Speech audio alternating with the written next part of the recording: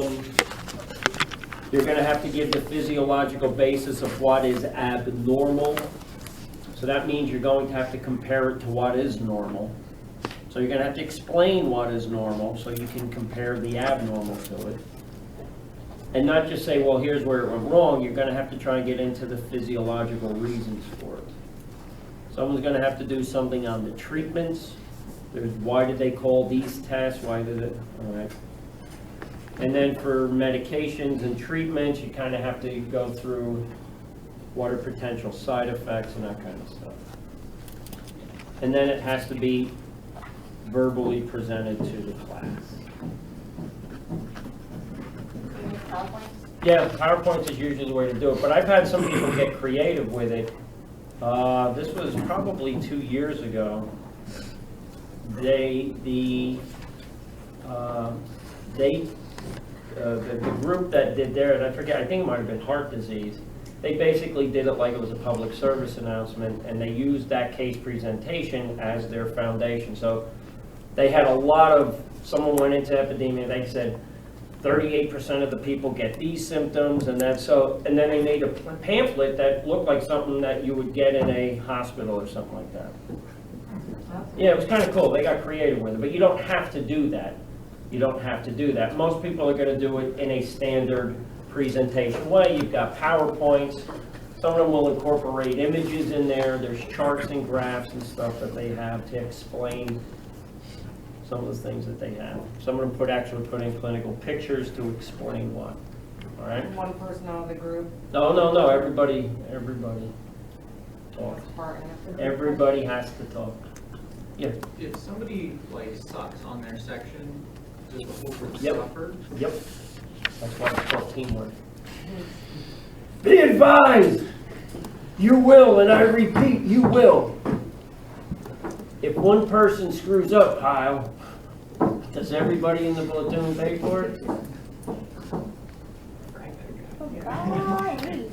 You eat it, Pyle, because they're paying for it. Did you ever see that in Full Metal Jacket? Yeah. Was it a He found donut? a donut in his Foot Locker, and he made him, the fat guy, eat it while everyone else is doing like 1,000 push-ups, and that's when they beat him with the soaps. So that's what we're supposed to do if they suck, is beat them with soap. Yeah. Yep. How long does the children have to be? 10 minutes. I will kill your horses. What? I'll kill your horses. I mean, what if I don't have that much stuff, you know?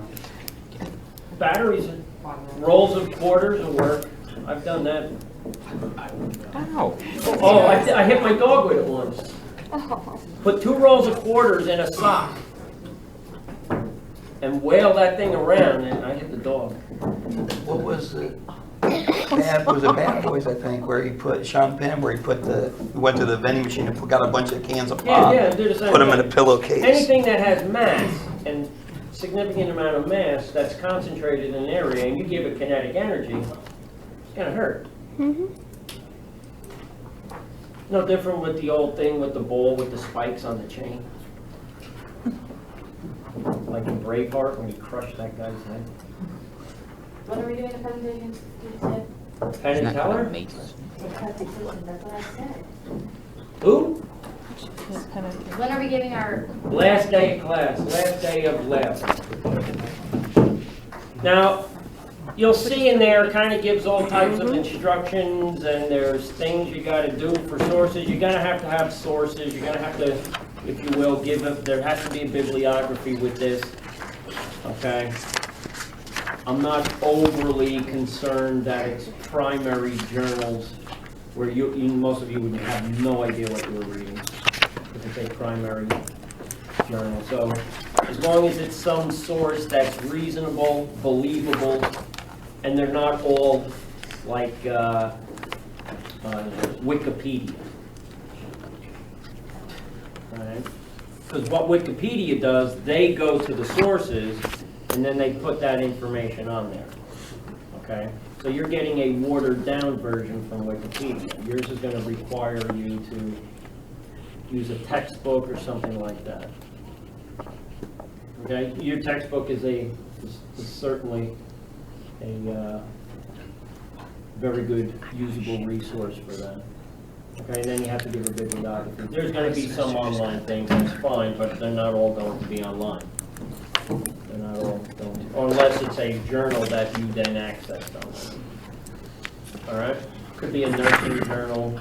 It could be a standard, not your run-of-the-mill general public diabetic publication, but something that a medical professional would read. So nursing journals or something like that.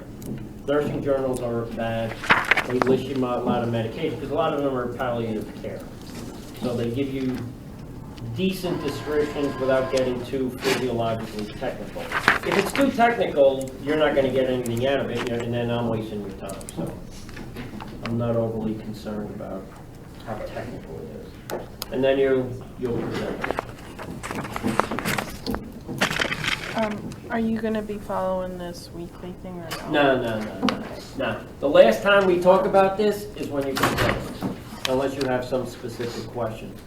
Now, in addition to the PowerPoint, I gotta have a hard copy.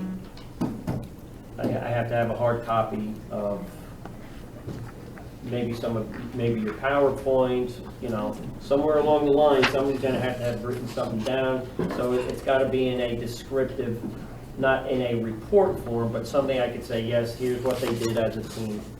But you'll see, it's got those instructions in there. It doesn't have to be in APA, certain margins, it doesn't have to be there. Oh, thank you.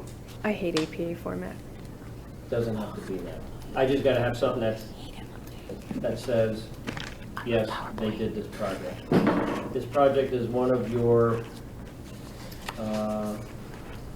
global learning objectives. In addition to anatomy and physiology, because this is an upper level course, in theory, the next step are your clinical rotations. This gets you used to working with groups of people on the floor. And we have to, according to accreditation, we have to be able to show that we have given you some training in this.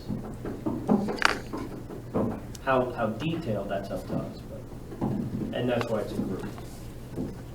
I know there's most of you in here probably work well by yourself, but that's the way it goes. All right? By yourself, become a doctor.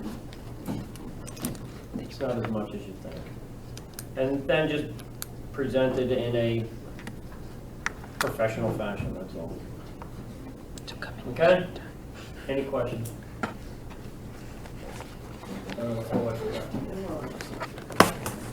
What I will do,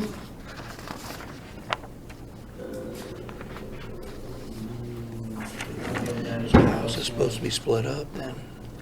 I'm going to pass around a piece of paper, so what you guys gotta do is you gotta figure out who does what who's work. in your That's what we group have to decide. and Yeah. what particular case study you guys are gonna work on.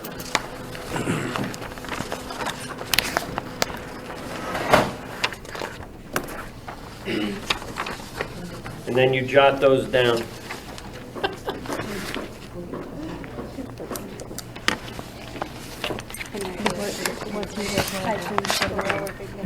What do you want to do? I really could care less. I don't wanna do Addison. I don't wanna do cerebral vascular accident. I don't wanna. Post-streptococcal nephritis, now pass. All right. MS could be okay. Yeah, multiple sclerosis would be, will you get information Even on? hypothyroidism wouldn't be so bad. Mitral valve, no. Hypothyroidism, I'm thinking either diabetes. hypothyroidism or diabetes. Yeah, me too. Yeah, those are the two I know the most about. Me too. I feel more comfortable with. I should get a shit ton of information on diabetes. Multiple sclerosis. I can tell you all the things you're not supposed to do. I know, Lisa, they're Who gives diet advice? But I do I anyway. could tell about the You could even get good carbohydrate pictures of these too. So hypothyroidism, they're gonna be all swallowed up. How it is, aren't they puffy? Yeah. Well, not from that, but I think because of They the, retain water. Whenever they decide. Can we use the paper first? Oh, yeah, go right ahead. Well, what are you guys, you don't want to choose something? What- well, too bad, if we're on the list first, then they're out of luck. So what, group one, are we? other one? We're number one. Anyone? So we're just putting group 1? Yeah. Adrenal. Julie, Marcy, and Greg. Oh, you have to put Marcella, because there's an Okay. actual Marcy in the class. Oh, okay. Oh, I gotta put Julie You might want to in. have to write that That's so down. pretty. Marcella. Yeah. You chose what? So you don't produce. I was thinking case 3. Or, cortisol. Okay, what, you wanna do diabetes? Well, she had diabetes. Addison's. I could care less, I was just giving you guys a hard time. Okay. Oh, MS. I don't care. Okay, we're doing case study 8. MS, they've got MS. I thought MS would be cool, but I hear them talking about it over there. My dear brother. All right. No, they got diabetes down there already, we're good. I'm fine with whatever. It's okay, it's either or.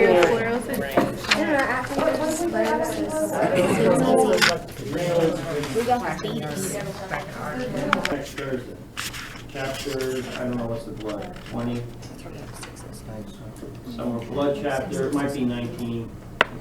Can't keep the chapters straight in this one. And the immune system, I just gotta go through really the cellular defensive immunity, that's the big stuff on Tuesday. And then, I'll just do it.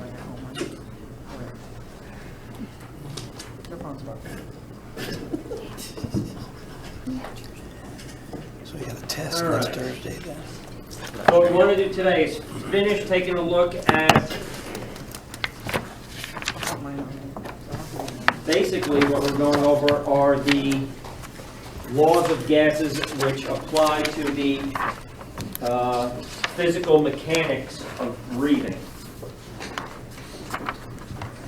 Now, as we started last week, we were saying that in order for cellular respiration to take place, where we combine glucose and oxygen, and we wind up with carbon dioxide, water, and ATP. In order for that to go basically unaffected, we have to have gas exchange. You will see that the respiratory system is used on the acquisition end of that formula. So the respiratory system acquires the oxygen from the atmosphere. And then as a result of utilizing that oxygen, we produce carbon dioxide. So that's on the byproduct or the waste product side of that reaction. And then the respiratory system is responsible for getting that out. You're going to have to wait. Okay? So we are utilizing the respiratory system on each end of that equation. So we call that gas exchange.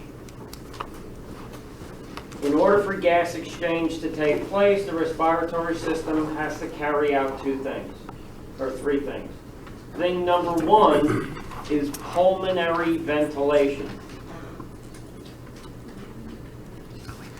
Pulmonary ventilation is defined as gas exchange between the atmosphere and the lungs. The second process is external respiration. External respiration is gas exchange between the lungs and the blood. And then the third process is internal respiration, which is gas exchange between the blood and the tissues or the cells. Now, the order at which I gave those exchange processes to you is the order at which they take place.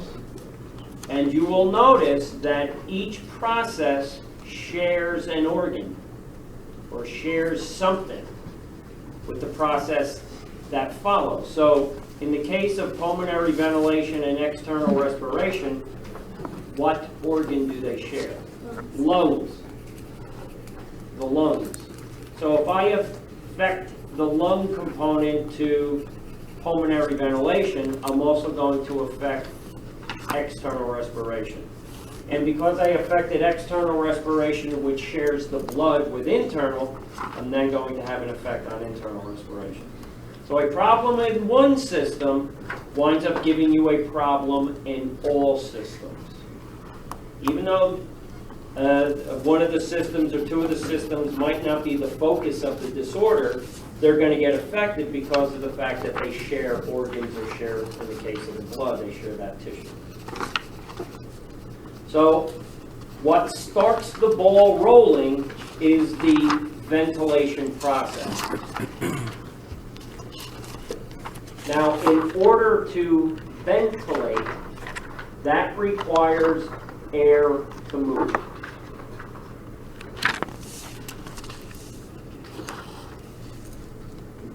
So basically, in order for air to move in a specific direction, to get from a specific point A to a specific point B, there has to be duct works. There has to be anatomical parts and pieces in place that will direct the air basically to where we want it to get for exchange to occur.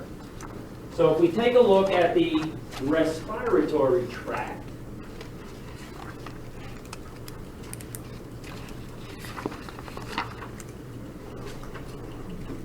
we will notice that most of its anatomy is basically taking a look at ductwork.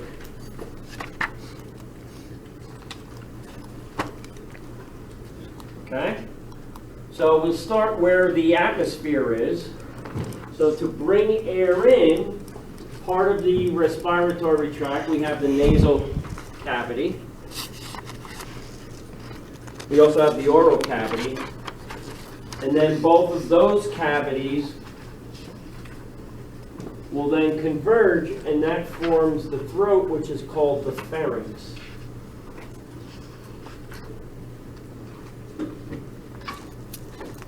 And this winds up being a problem because both the digestive tract and the respiratory tract share especially the oral cavity and the pharynx, it shares that.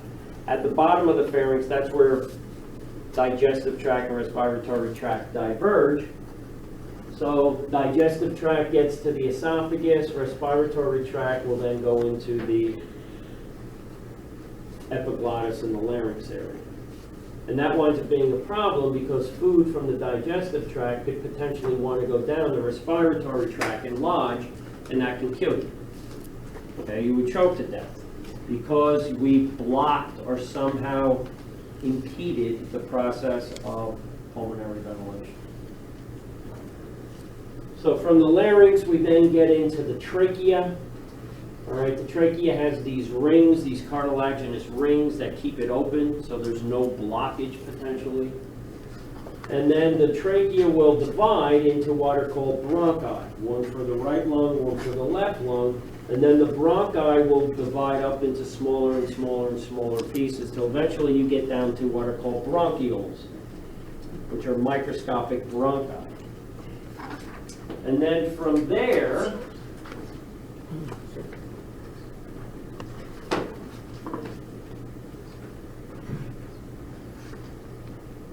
from the bronchioles, as you can see here, we then get down into these structural units, and these are called alveoli.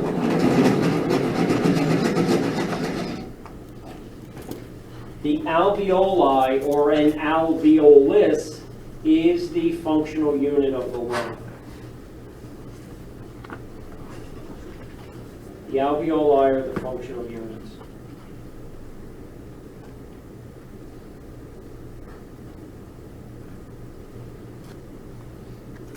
So when we talk about gas exchange between the atmosphere and the lung, we're basically saying between atmosphere and alveoli. And the reason why the alveoli are important is because this is where the respiratory system meets the vascular system. So you will see that on the outer surface, the outer aspect of an alveolus, we have in contact with it blood vessels, pulmonary capillaries. So where the alveoli and the capillaries meet, that is where exchange will take place. That is where external respiration takes place. But in order for that to occur, you have to get down to the alveoli first. So that means we have to carry out pulmonary ventilation. And then once we do that, that means we have to get the alveoli prepared, and we have to keep the alveoli open for exchange to take place. So everything about exchange to occur is occurring or initiating from the process of pulmonary ventilation. And the whole idea of pulmonary ventilation is to get the gases down to the alveoli. Okay? Now, in order for ventilation and stuff to be successful and external respiration to be successful, it's based on the alveoli here. So when we take a look at the architecture of the alveoli, we see number one, they're the cells that make it. These are called alveolar cells. They're very thin, so it allows the gas exchange to occur very easily and very quickly. So we can get oxygen into the blood quickly and remove CO2 quickly. But we run into a problem when you're dealing with gases. When you're dealing with gases, you deal with pressure changes. And depending on the type and nature of the pressure change, flexible things could collapse. So we run that problem every time we exhale. We run the risk of numbers of alveoli collapsing. When alveoli collapse, basically, if allowed to persist, the lungs will collapse. A collapsed lung is called atelectasis, and that's not very good for ventilation, because now you can't have gas exchange. So we have to make it so the alveoli don't collapse. Now, what collapses a hollow, flexible structure is generally a thing, or a network of forces called surface tension. The higher the surface tension, if I had a tennis ball and I started to put forces on the outside to compress that ball, will it eventually collapse? Yeah. Those forces on the outside, that's called surface tension. So on the alveoli, because they're round, kind of like a tennis ball, they're hollow, there are forces that want to get those things to collapse. So we have to decrease the influence of those forces. That's called surface tension. So what we do is we coat the inner surface with a chemical called surfactant.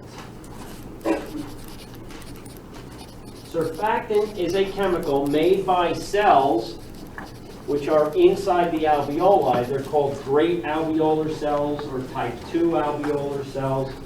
And if you have a real old book, they're called septal cells. Septal because they're in the wall of the alveoli.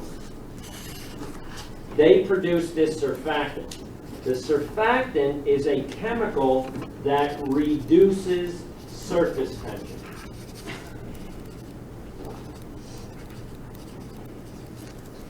It reduces the influence of those forces trying to collapse the alveoli.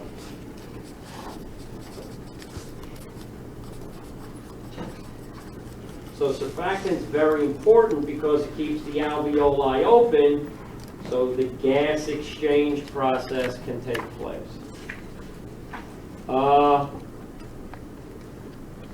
Let's say you have one of these things, I don't know, you're like a month early, 2 months early.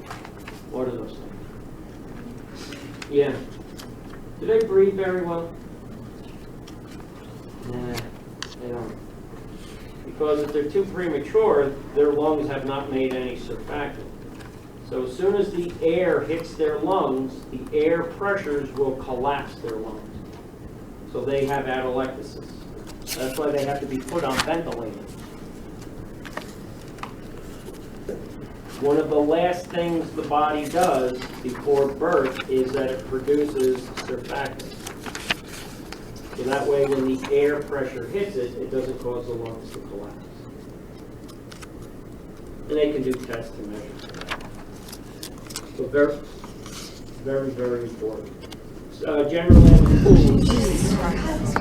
I saw that one coming. I saw the light, but I wanted to look at shook the screen and everything. I'm like, I was reading. you see me cringe. Or I would lock her out on the porch. Oh my God, the screaming. And I'd be out the window looking at her. But she was afraid of storms. I had to show her that they're not gonna hurt her. You have to confront her. What? Yes. They're really cool. Tornado warning and we were like all mixed up. We just left. Hey, some experiments you get a bad result. I was married at the time, it would have been easy to get it. Now that I'm not married, even You easier. got a meeting on Tuesday.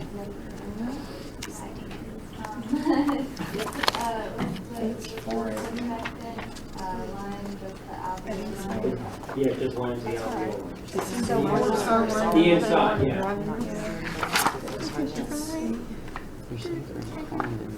If you want to have an idea of what your surfactant does, and it has to do with the water vapor, not so much the air. It has to do with the water vapor. If you take a piece of, couple of pieces of, what is that, cling wrap, put a flat piece out, put a little bit of water on there, and then put a second one on there, and just give it a few minutes.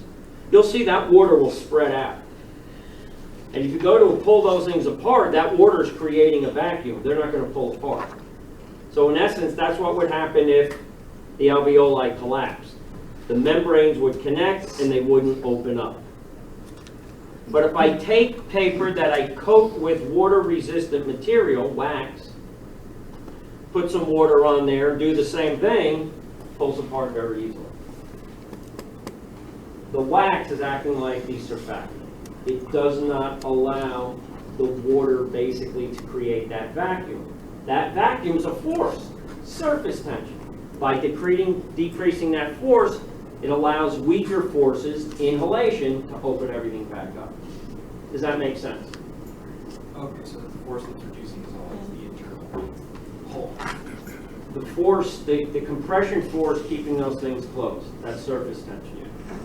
But that comes from the inside, as in the back. Oh yeah, it was because of the water.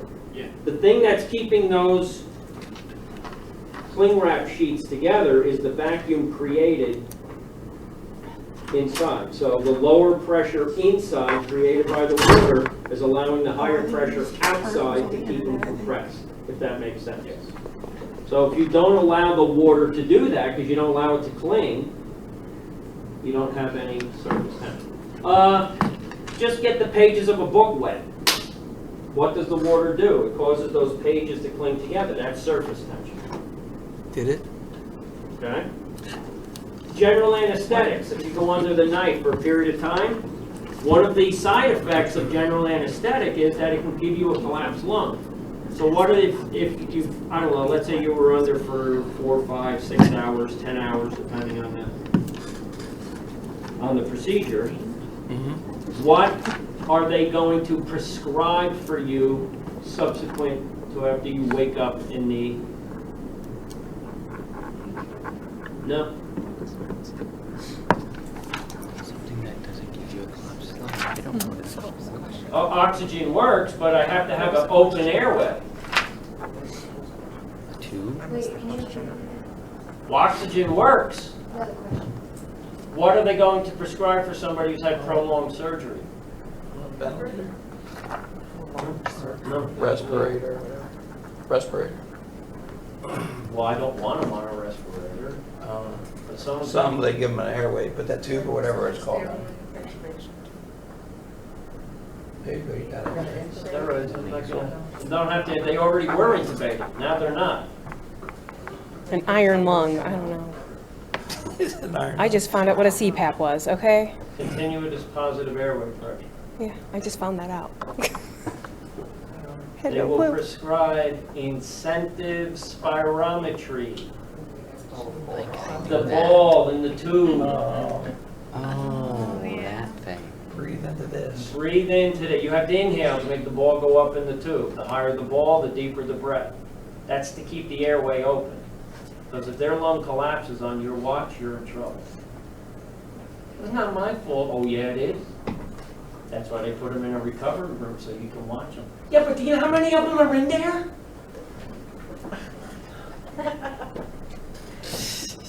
Sticking with food. Because the general anesthetics will basically anesthetize those alveolar cells that produce the surfactant. So they don't produce a whole lot of surfactant. So their lungs are at risk of collapsing after prolonged general anesthesia. I wonder how many people that happened to before they realized. And they're sitting around, they're not walking. This is why procedures, the faster they can get the procedure done, the less general anesthetic and the less that you're dealing with that, and the faster they are in the recovery. Some places you don't even stay the night anymore. You're up and walking. What about open heart? What do they let you sleep? I don't know, 3-4 weeks. You're walking that same freaking day. Because they got to keep those lungs open, because it doesn't matter what they did to the heart. If you can't get the stuff in the blood, it doesn't matter what the heart's pumping. What's the first thing you have to have when you do CPR?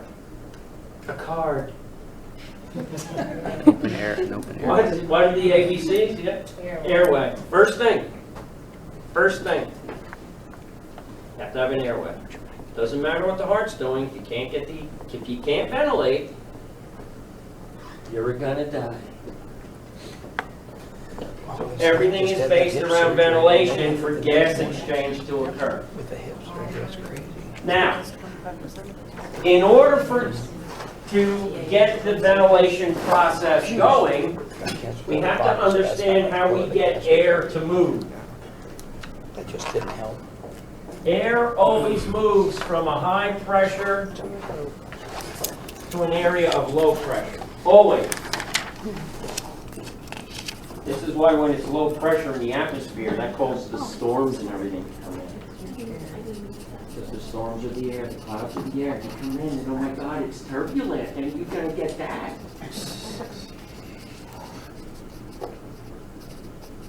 So if I want to get air from the atmosphere, atmosphere, into the alveoli, I have to get the pressure in the alveoli to drop lower than the pressure in the atmosphere.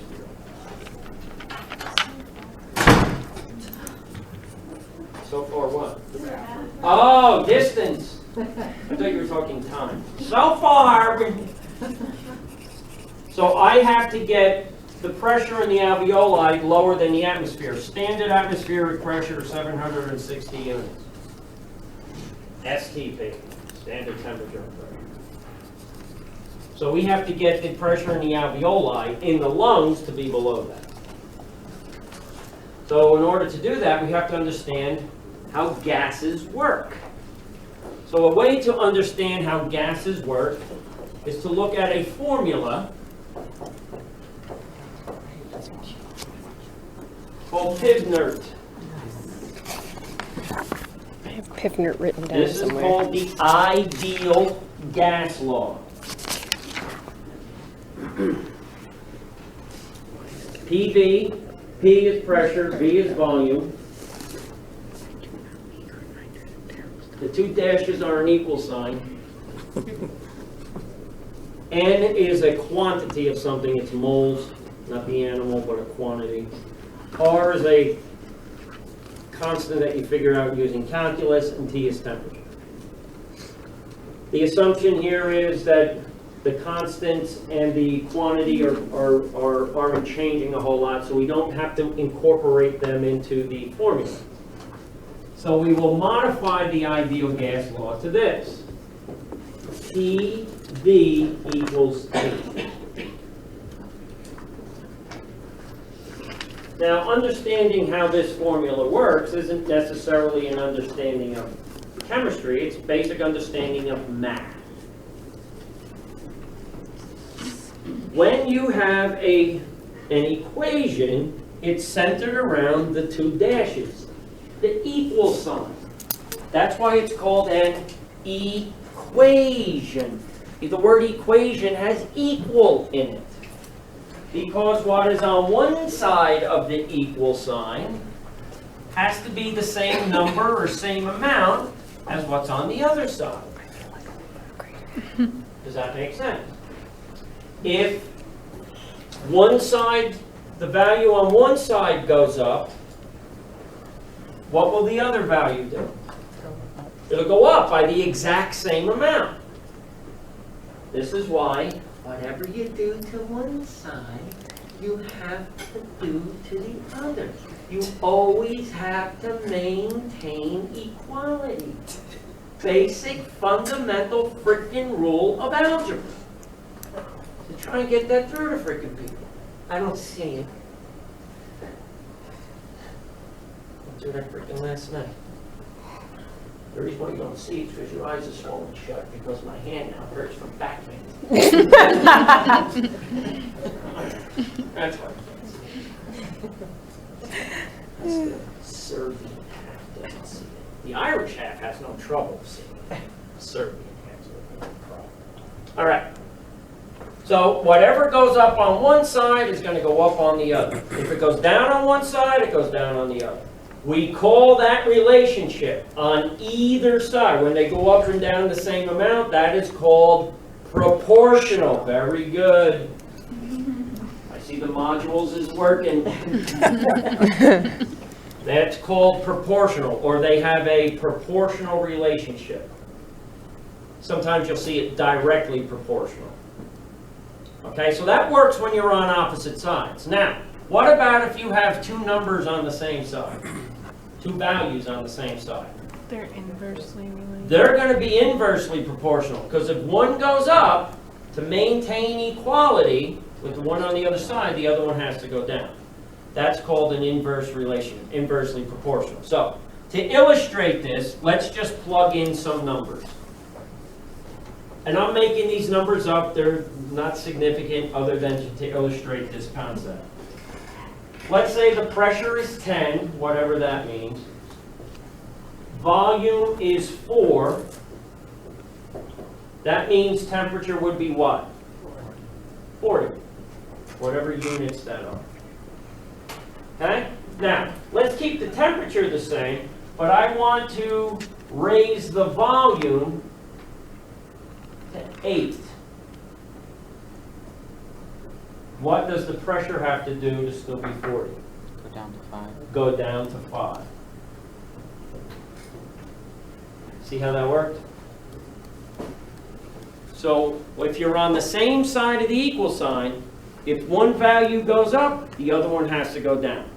The other one goes up, the other one has to go down. If one goes down, the other one goes up. That is called inversely proportional. Does that make sense? Okay? So, this law that I've just described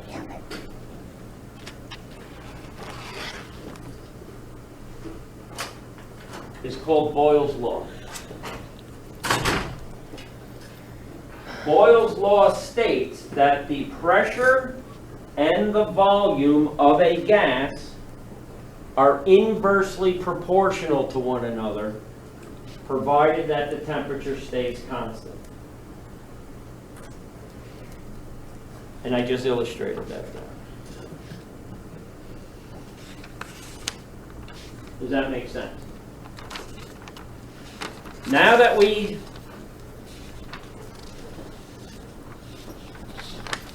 understand this, let's see if we can use this to understand our goal here, to get the pressure in the alveoli to drop. So if we use my numbers, again, the numbers don't mean anything except directions here. Notice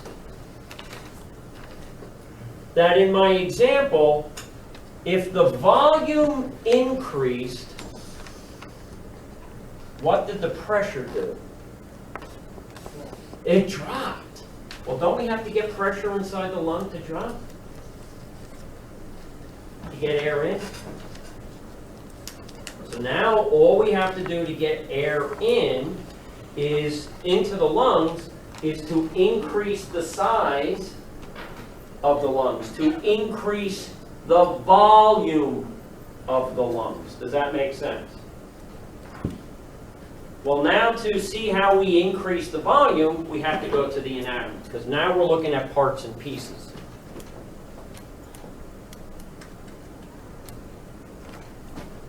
Well, if we take a look at the lungs is a flexible, expandable container like a balloon. That's great. But notice it's in a fairly rigid, not so flexible outer container called the chest. So if I want the lungs to expand, I have to get the chest or the thoracic cavity to expand. So that means I now got to start working with ribs and stuff. Everybody with me? If I can increase the size of the chest, the internal space of the chest, that will allow the lungs to expand out, which will then allow the pressure to drop and let the air go in. Who does not see it?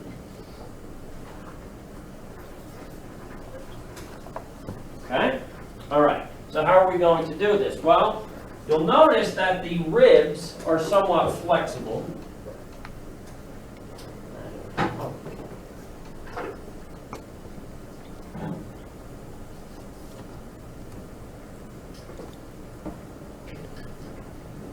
And when they come off the vertebrae, they come off kind of at a downward angle.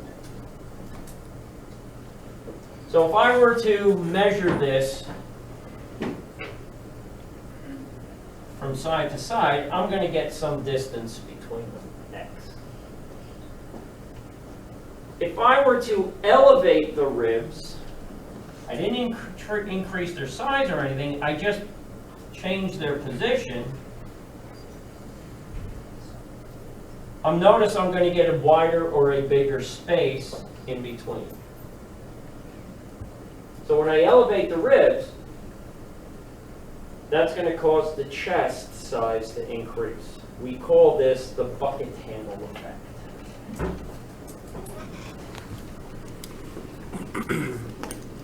And this is why you got to respect constrictors.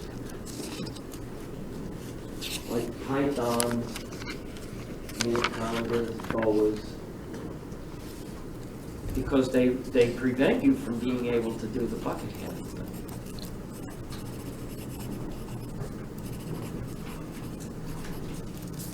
Right? So if I want the lungs to increase in size and increase their volume for the pressure inside to drop, I have to elevate the ribs. Now when we do that, if we were looking at the chest from a downward perspective, we would see that the chest would almost form a circle.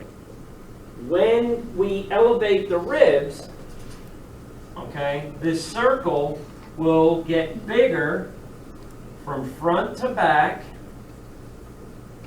and from side to side. So when you take a circle and you increase its size from front to back and side to side, I get a bigger circle. So what have I increased? What do they call that? Circumference. I've increased the circumference of the chest. Does that make sense? Mm-hmm. But that's only two measurements.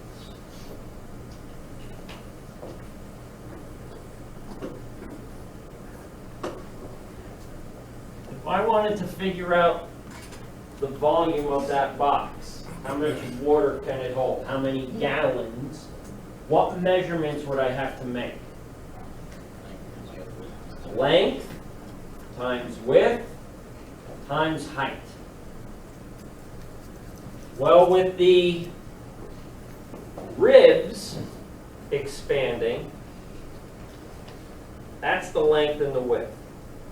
The muscles that do that are your external intercostals. So external intercostals increase the size of the chest cavity by increasing the circumference, the width and the length. I can maximize that by increasing the height as well.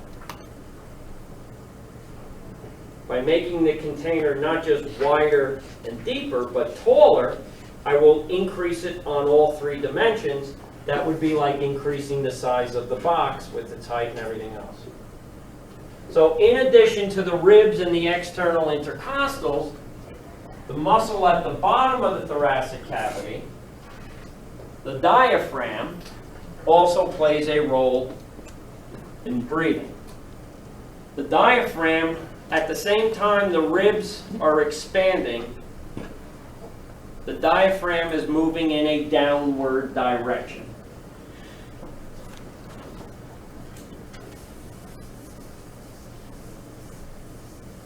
So if I can illustrate that.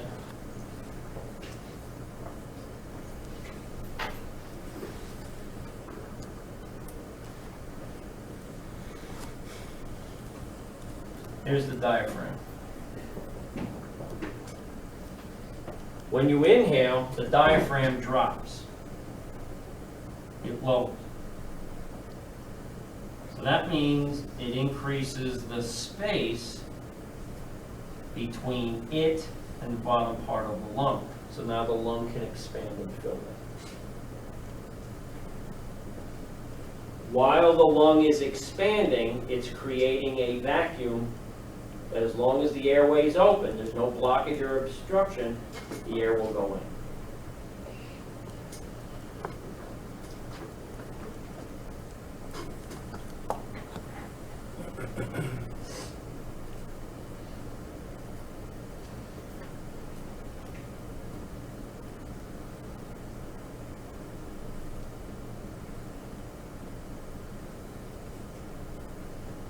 Basically what we have is a syringe.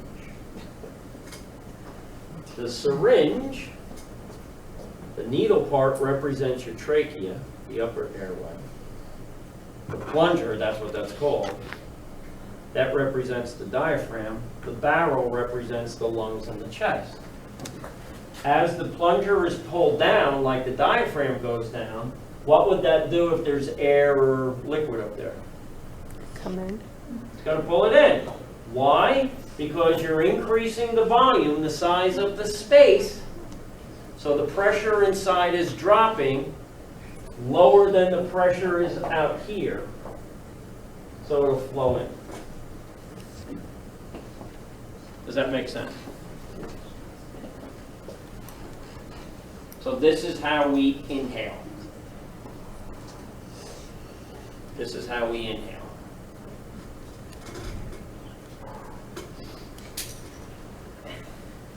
Now this relies on a couple of things. Thing number one is you can move the chest. So it relies on muscle strength and stuff like that. Individuals whose ribs are abnormally positioned, like somebody with severe scoliosis, this is going to be very difficult to do. Where they're all crouched over and everything, can't do it. In fact, that's one of the reasons why they would have surgery. To align the spine, align the ribs, and give them a better platform to breathe on. It's not as good as normal, but it's better than being crouched over. The other thing it relies on, because we don't move the lungs directly, we allow them to expand. We allow them to expand. As they expand, the pressure drops. So that means the lungs have to have some inherent flexibility.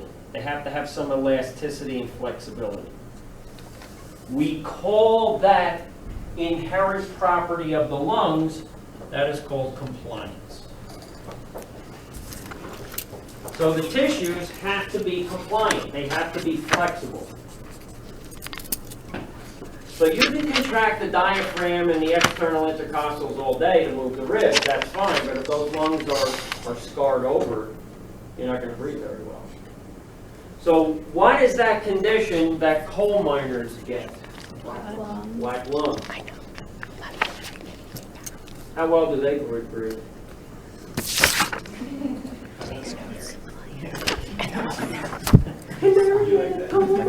Just like We didn't even have to fucking come. Who did that sort?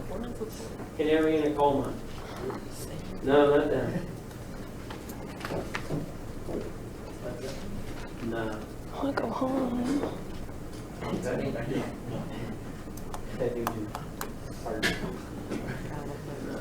The police! A pubic hair man. It's on Ghost in the Machine. Right after Fortunate Son. All right. What? Fortunate Son 3. Yeah, but Invisible Son rather. Invisible Son's police. Compliance is the inherent flexibility for the lungs to expand.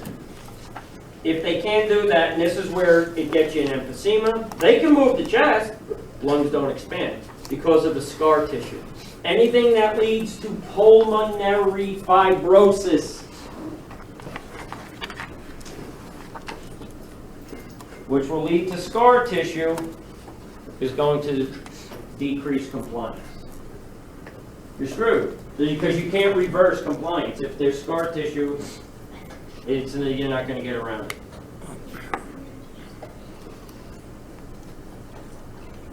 Another factor that's involved here, even if the diaphragm and everything is moving, if this needle was blocked, will air get through that?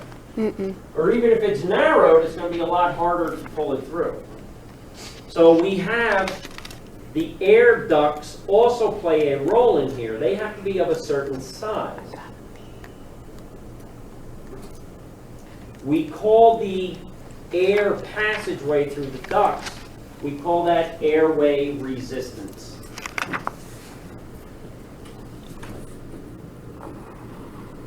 That's another factor here for breathing. If airway resistance is too high, you're going to have a very difficult time breathing. And again, that doesn't matter how flexible the lungs are. So for example, let's say I've got a 6-year-old.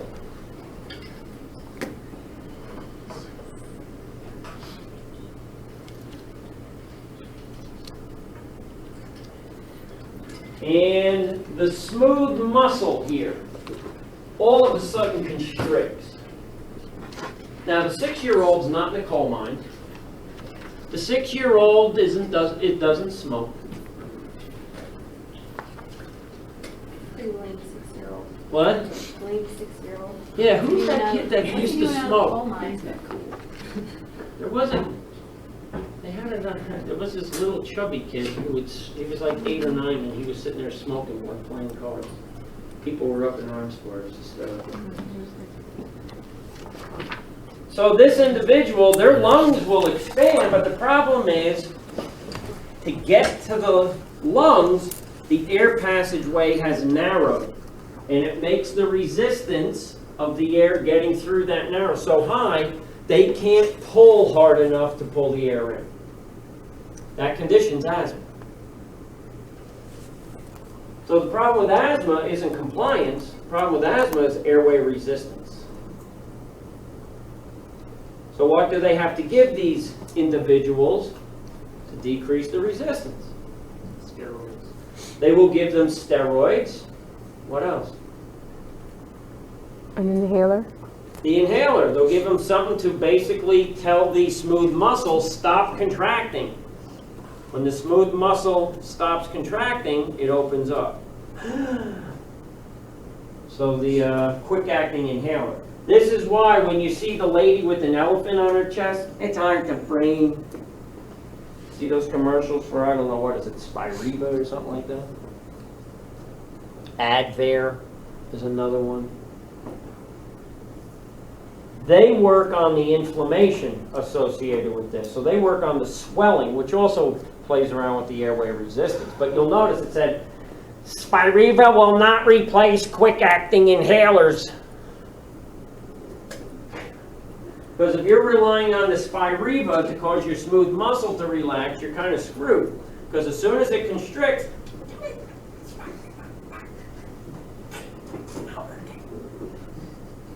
and then they're going to turn blue. You know what that blue is called? Death. No, not yet. Not yet. What? Cyanosis. Cyanosis. You get that blue. And there's a rule in medicine that says too much cyanosis leads to sayonara. Japanese made that up. You'll die. But you'll fight for every freaking breath before that happens. That sweat and everything, your heart's pounding in the chest, and it just keeps adding to it. Because the epinephrine is what's causing it. Fuha. So to get the air in, to maintain ventilation, It requires a lot of factors to line up and sync up. Now, inhalation basically just requires us to contract these muscles, and with normal tissue, everything expands. For exhalation, what we rely on within the alveolar wall are elastic fibers. So when the alveoli expand, we stretch these elastic fibers, and then when we're done inhaling and we want to exhale, the elastic fibers will go back to the original position, which will cause the volume of each alveoli to drop. That increases the pressure and forces air out. That exhalation process is called elastic recoil. Elastic recoil. And that's passive. We don't use any energy to exhale. We use energy to inhale because we contract muscles, but exhale, no. If you want to see what happens to somebody when they have to use energy to exhale, just take a look at somebody with long-standing emphysema. When someone has had emphysema for a long period of time, what's the size of their arms and legs?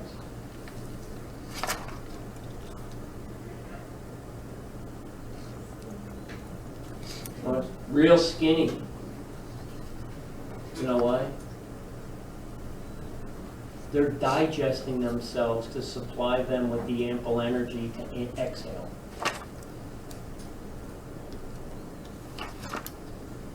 And with that, you can't digest your food very well, because in order to make ATP, what do you need? Oxygen. They're not getting enough of that in. So they can't even digest their food very well. So basically, to supplement the calories, they start using their body tissues. They'll release chemicals that'll break down the proteins in their muscles and everything. So you'll see those guys, they have the big, huge barrel chest, wide belly. They look like Mr. Potato Head with freaking toothpicks stuck to them. And they can't breathe.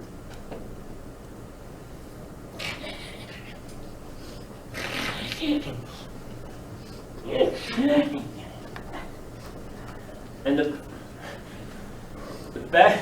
best we can do is just give you more oxygen molecules to get oxygen from. So that's why you see the people with the tubes up their noses. Those are called cannulas. And then you got to be careful with that, because you can kill them if you give them too much oxygen. That's the irony here. The thing they need the most is what's going to kill them. Because their body has converted over not relying on oxygen to tell them when to breathe, but carbon dioxide. So if you give them too much oxygen, it disrupts the carbon dioxide levels and it shuts down their breathing. So then they suffocate. You've got to put them on a low liter flow, usually 2 liters per minute, something like that, if I remember correctly. So a lot of things go into breathing. Now, how do we measure, or how do we know when it is all working correctly? Well, there's tests that we can do, and these are called PFTs. Pulmonary function test. Has anyone ever had these? Anyone ever seen someone have them? Maybe kids or something? What we're looking at here is called a spirogram. This is the printout you get when they're measuring how well you're breathing. Just like you get an EKG, an electrocardiogram for your heart, you get spirograms for breathing in lungs. And like an EKG, if you understand the peaks and the whatever, you can understand this. What the spirogram is measuring, it's measuring what we call volumes and capacities. Volumes and capacities.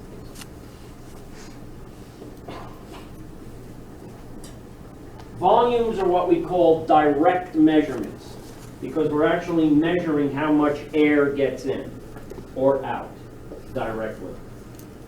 Capacities are indirect measurements. What? Capacities, the only way I can get capacities, and this is why if you've ever seen someone have this, oh, they beat you up.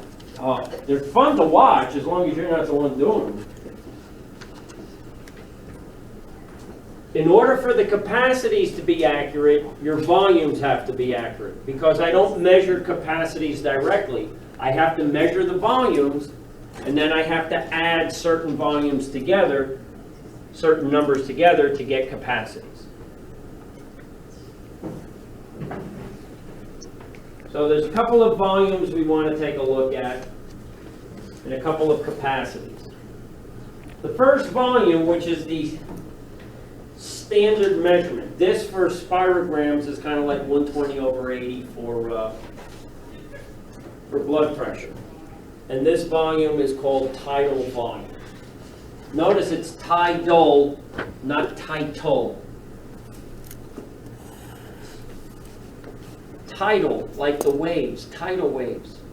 So if you're at the beach and you're walking along with the bare feet in the sand and the water comes in, and then you run away from it, and then it goes out. And then it comes in, and then it goes out. And the water that comes in on the waves is the exact same volume that goes back out. The amount that comes into shore is the exact same amount that goes out to shore. So tidal volume is the amount of air we breathe in and out during rest.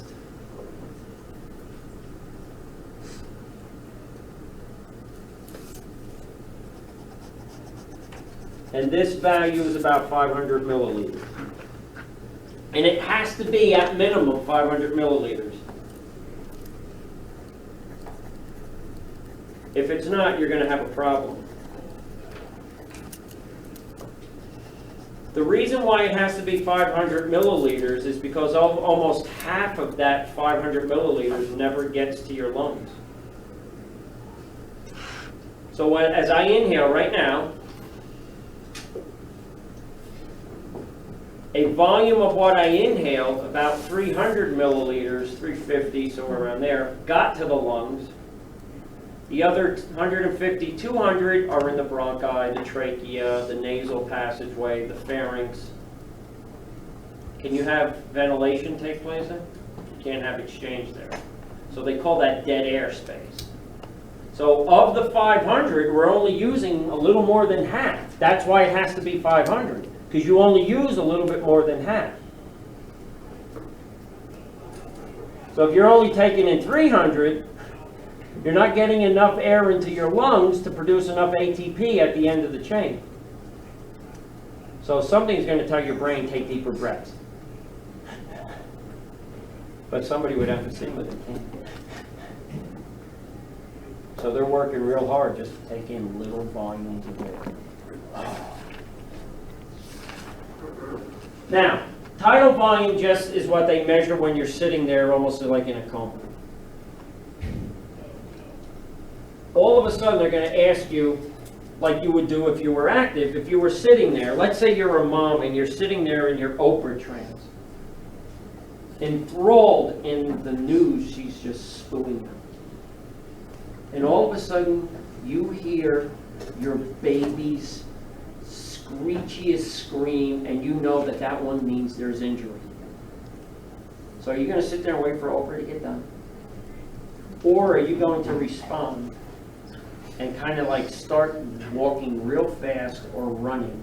Is it DVR? Probably not, because I don't know how to do that. What up, jerk? God said he's such an ass. I won't call you.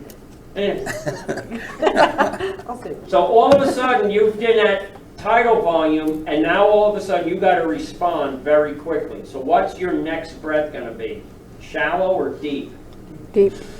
you're gonna take in a big gulp of air to start heading out to where you think there's a problem. We call that big gulp, that is called your inspiratory reserve volume.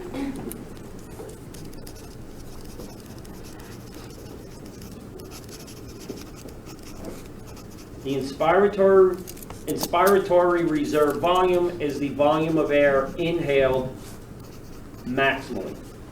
So what happens whenever you're like just breathing, sometimes you just need a deep breath? Like, you feel like you need it. You better have an inspiratory reserve volume to do it. Is that just because like you're not getting enough oxygen? Yeah. Yeah. If you do that to little kids, you put a belt around their chest. And you kind of pull it tight. It doesn't feel overly tight, but it's tight enough where they can't expand their chest. Watch them. They can't get that deep breath. What? Yeah. Does it work on They teenagers? freak out. What? Does it work on teenagers? Yeah. Because basically it's like a boa constrictor. What if you don't put a belt on it? Can you just kneel on it? Yeah, that'll do it. The elephant on that lady's chest with the spirometry was doing it. The next time you're at a pool, blazing in the sun, you will notice people won't stay in the water very long up to their neck. Because what's that water trying to do to your chest? Pressure. Crusher. It's trying to crush it. So you'll see people at the side of the pool, they'll stand up with the water at their waist. Because reflexively, man, this is hard to breathe. So they'll just get, I'm going to go in the shallow area, or they'll put their arms up on the side of the pool to keep their lungs open. Yeah, I know. Because if you do that to the kids and you don't allow them to get to the side,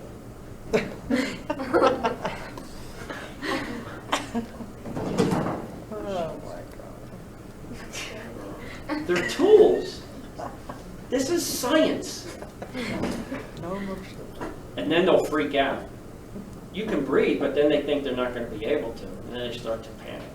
What are you doing? I'm not doing anything. They won't come to the side of the pool. Yeah, he teaches swim lessons at the Y. Now, any large inhalation has to be followed by a large exhalation. So we call that large exhalation expiratory reserve volume. Because if you didn't follow with a large exhalation, you'd basically be holding your breath. That's one of the main features of emphysema.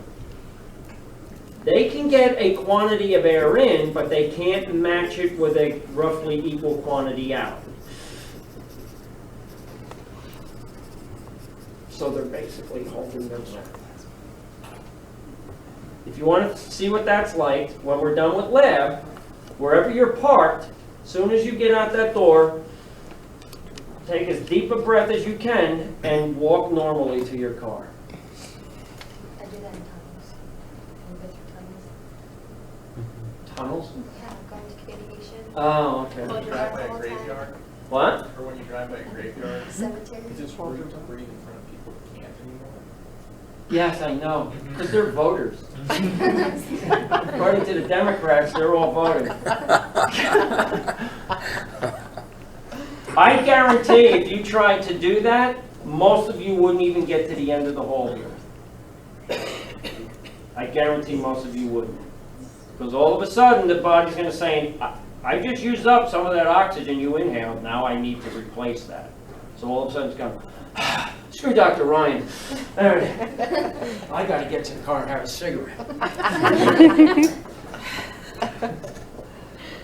Now, the last volume, an expiratory reserve volume is the maximum amount of air you can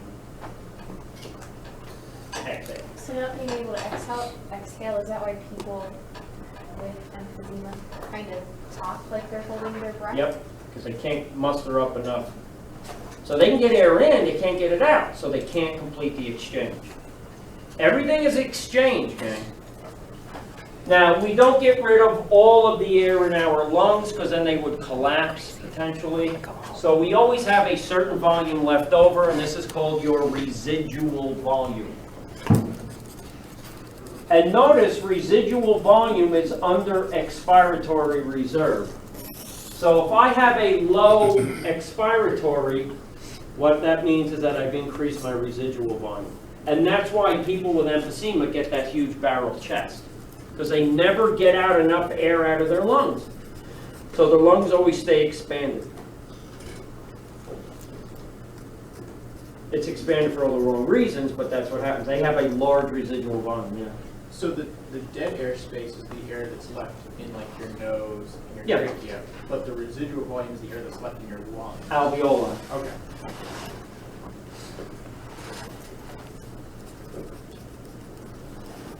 Now, if I take all of those volumes, tidal, residual, expiratory, inspiratory, and I add them together, I can get an idea of how much air my lungs can hold, and that's called vital capacity. I can't measure that directly because I can't measure the inside of the lung directly. I would have to measure every alveoli. It's not going to sound practical. So I try and figure it out through the volumes that you inhale and exhale. Now they do use this. It gives you some degree of activity. We genetically engineer race animals around this. They're called greyhounds and thoroughbreds. When you take a look at the physique of a greyhound, how big is their waist? Small. Small. What about their chest? Large. Large. Large lung, large capacity. How about thoroughbreds? Why don't they look like a Clydesdale? Because they run. Yeah. Clydesdale are designed for strength. Thoroughbreds are designed for running. You need faster exchange. But that doesn't give you the whole picture, because total capacity basically says how much air the lungs can hold. The better measure, and this is what they're always trying to figure out, is this called vital capacity. Vital capacity, by definition, is the maximum amount of air you can inhale and exhale under all conditions.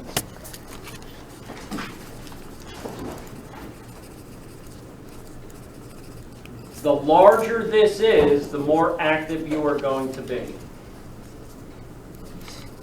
So to figure out vital capacity, you figure out tidal volume, inspiratory reserve volume, and then expiratory reserve.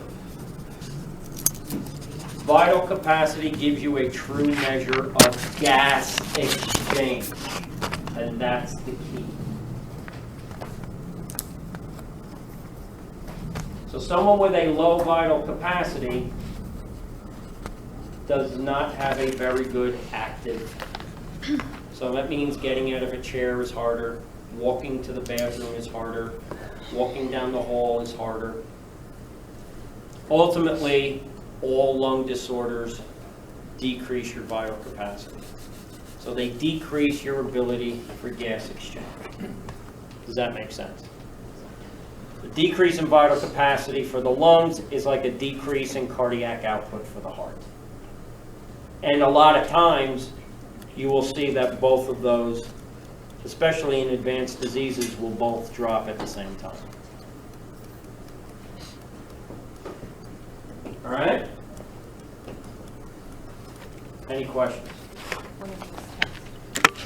The list.